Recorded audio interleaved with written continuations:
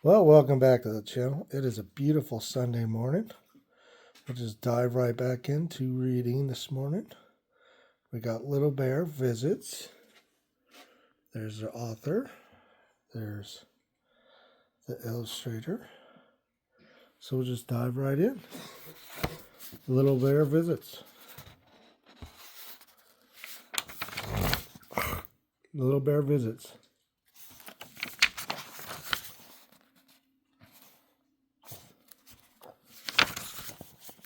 It's got 4 chapters this time.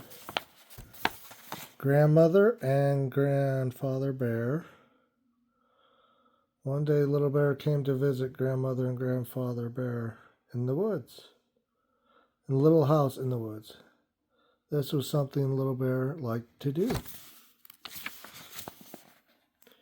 He liked to look at all the nice things, the pictures, grandmother's flowers, grandfather's toys, goblin that jumped up and down in the jar. See all the toys? He liked to put on grandma's or grandfather's big hat and say, "Look at me." He liked grandmother's cooking very, very much. He had some bread and jam, cake and cookies, milk and honey, and an apple. He ate good. "Have some more," said Grandmother. "Yes, thank you," said Little Bear. "I'm not eating too much, am I?" "Oh, no," said Grandmother. Then Grandfather said to Little Bear, "We will have to have a lot of fun today, you and I." "Yes," said Little Bear, "but Father Bear told me not to make you tired." "Me tired?" said Grandfather. "How can you make me tired?" "I'm never tired." He got up and did a little jig. "Never tired?" he asked, and sat down. There's he dancing, doing his jig. Can you do a jig? Little Bear laughed and clapped his paw. "Do you know what he said to his grandmother and grandfather?" "What?" they asked. "I like it here," said Little Bear. He hugged them. Little Bear and Grandfather Bear had all the fun they could think of. Then Grandfather Bear sat down. "Now we can have a story," said Little Bear. "Good," said Grandfather Bear. "Tell me a story." "No," Little Bear laughed. "You tell me one." "Then I must have my pipe," said Grandfather Bear. Uh-oh, he looks like he fell asleep. Little Bear ran into the house, got the pipe, and ran back. But there was Grandfather, fast asleep. "Oh," said Little Bear. So he went and found Grandmother Bear. He was sad, but not for long. He went looking for Grandmother and found her in the garden. Could Grandmother tell him a story? Oh, yes, she could.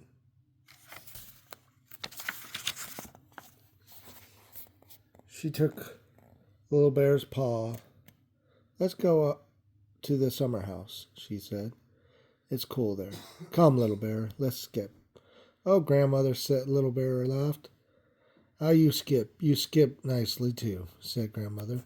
They sat down in the summer house. Little Bear said, "Tell me a story about Mother Bear when she was little cub. About Mother Bear and the robin. I like that story."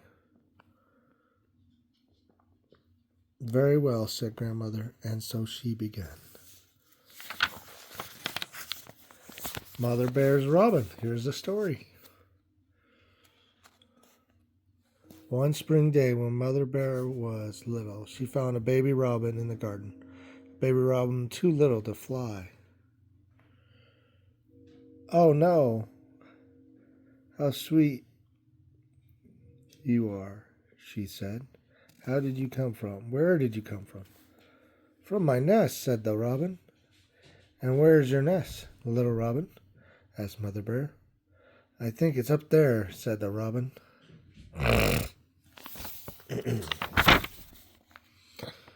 No, that's a bluebird's nest. Maybe it's over there, said the robin. No, that's a orange's nest. Mother Bear looked all over, but could not find a robin's nest.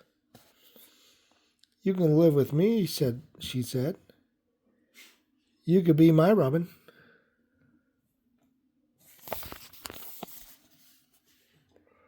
She took the robin in the house and made a little home for it. See? She looks like she just put the bird in a bucket. Please put me by the window, said the robin. I like to look at all the trees and the sky.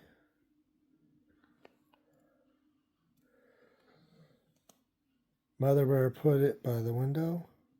Oh, said the robin. It must be fun to fly out there. It will be fun to fly in here, too, said Mother Bear.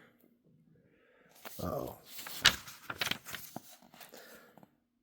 Bird flying in the house. Robin ate. It grew, it sang. Soon it could fly. It flew about the house. And that was fun, just as Mother Bear had said.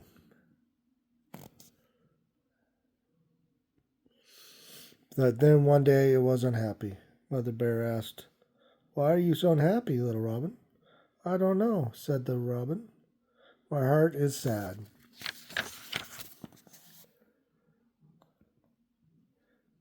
Sing a song, said Mother Bear. I can't, said Robin. Fly about the house, said Mother Bear. I can't, said the robin. Mother Bear's eyes filled with tears. She took the robin out into the garden. I love you, little robin, she said, but I want you to be happy. Fly away if you wish.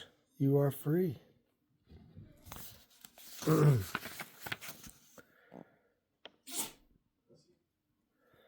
The robin flew far up into the sky. It sang a high, sweet song. Then down it came again, right down to Mother Bear. Don't be sad, said the robin. I love you too. I must fly into the world, but I will come back. Every year I will come back.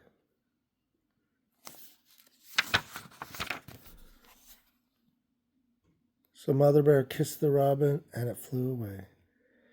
And it came back, Grandmother, didn't it? Oh, yes, little bear. It came back. And its children came back. And its children's children. Here is one now.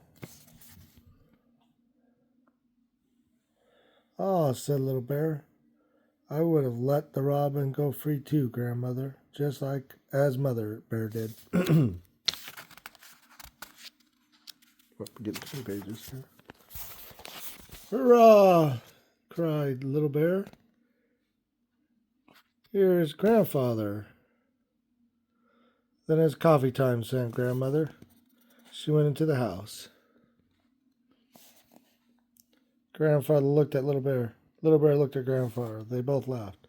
How about a goblin story? Asked Little Bear. Yes, if you hold my paw, said Grandfather. I will not be scared, said Little Bear. No, said Grandfather Bear, but I may be scared. Oh, Grandfather, begin the story. So Grandfather began. The goblin story. Ooh. One day a little goblin went by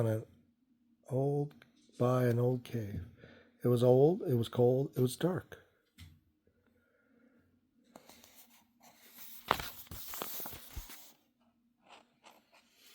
And something inside it went bump. What was that? Bump. Ooh, said the goblin. The goblin looked scared. He got so scared that he jumped right out of his shoes. Then he began to run. Did he lose his shoes? Oh, yes, he did. And there's he running. Pit, pat, pat, pit, pat. What was that? Something was running after him. Oh my goodness, what could it be? The goblin was too scared to look back. He ran faster than ever, but so did something that wanted. Pit pat, pit pat, pit pat, pit pat, pit pat. The goblin saw a hole in a tree. He jumped inside to hide. The pit pat came closer, till it stopped, right by the hole of the tree. Uh-oh, he got out. He saw his shoes, his own little shoes, and nothing more. Goodness, said the goblin, hopping out of the tree. That old bump in the cave made me jump right out of my own shoes. But they came running after me, didn't they? And here they are. Where are they? Right there. He found his shoes.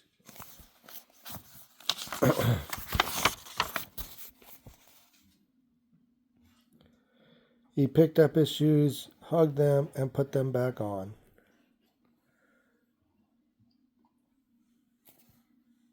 Good little shoes, said the goblin. You didn't want to stay behind, did you? He laughed.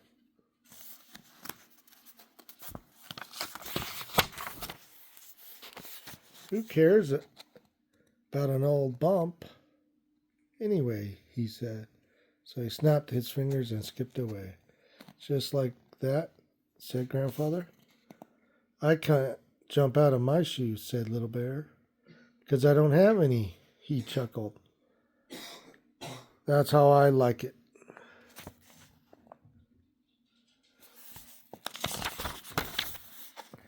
Not tired. Little Bear lay on the sofa. He was waiting for Mother Bear and Father Bear to come to take him home. He said to himself, I'm not tired. I can shut my eyes, but I will not go to sleep. I am not tired at all. He shut his eyes. Here you heard a door open. Hear Mother Bear and Father Bear say hello to Grandfather, Mother, and Grandfather. He heard them come to the sofa, but he did not open his eyes.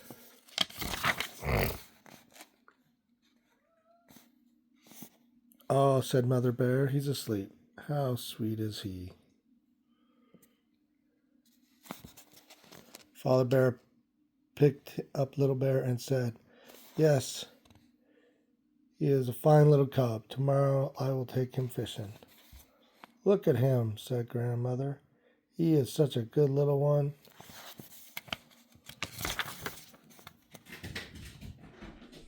And clever too, said Grandfather. Just like me. They laughed.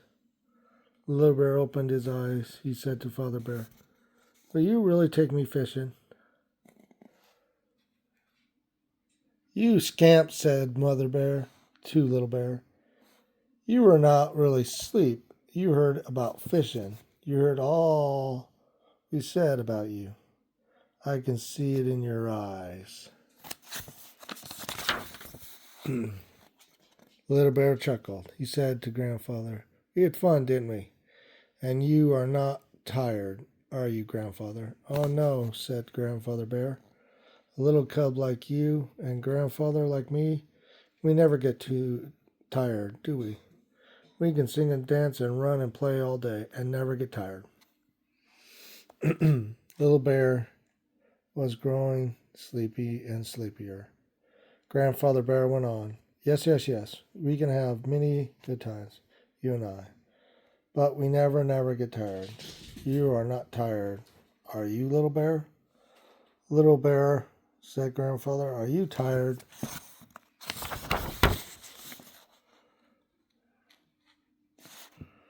Little Bear was not tired, no. Little Bear was fast asleep. The end. Little Bear's visit. Well, until next time, keep reading, keep learning, and God bless. Take care.